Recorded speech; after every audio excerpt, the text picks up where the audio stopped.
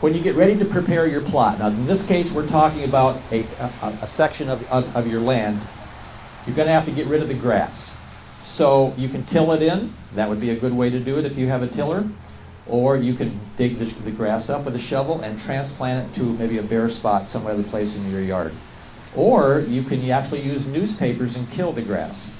So what you would do is you'd put a thick layer of newspapers. It has to be at least 8 sheets thick, right down on top of the grass. Even if there are weeds there, just mow over it once with the mower, let everything lay there, lay a thick layer of newspapers down on top. Then you're going to have to put soil on top.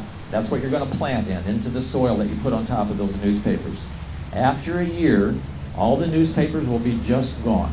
All the grass and all the weeds will be dead, and your new soil you put on top will have dropped down, and that will then become your amendment for your soil that's down underneath from then on.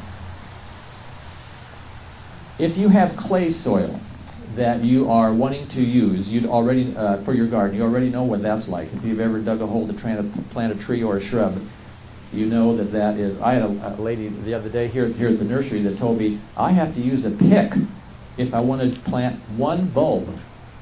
It's no fun, but I love to see the flowers afterward, because she said that's just what it's like. Other people have sand, which is very easy to dig in, but every time it rains, the water just goes straight down through, takes all the fertilizer out, and the next day it's already dried out. Both types of soil are going to need some kind of amendment. If you have clay, what you might want to do, if it's a small area, what I would recommend doing is get some soil conditioner. That's in this orange bag right here. It's basically just soft wood bark, and it looks just like this.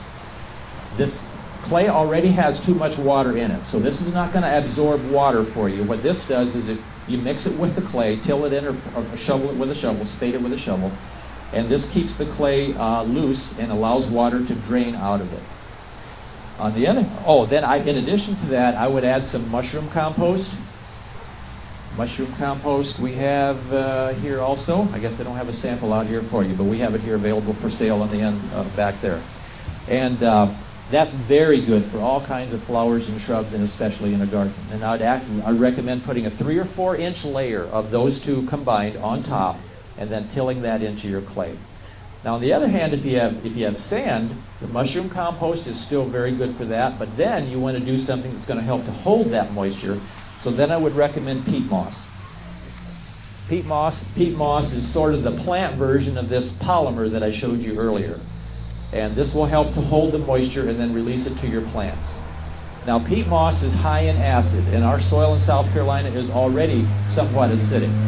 So when you're using peat moss, I'd recommend scattering some lime on top of the soil and then tilling that in, or spading it under again with a shovel. This is pelletized lime. It's a much slower release. You can also get powdered lime. Either one of them is okay.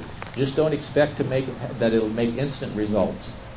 And you notice I said spread some lime on top. I'm trying not to be real scientific here, because if we were to talk about pH, and I can if you want, but so often people hear all these numbers and acid and base and 6.5, and how do you know that? And this sounds too hard for me. I'm just going to go to Walmart and buy my vegetables there.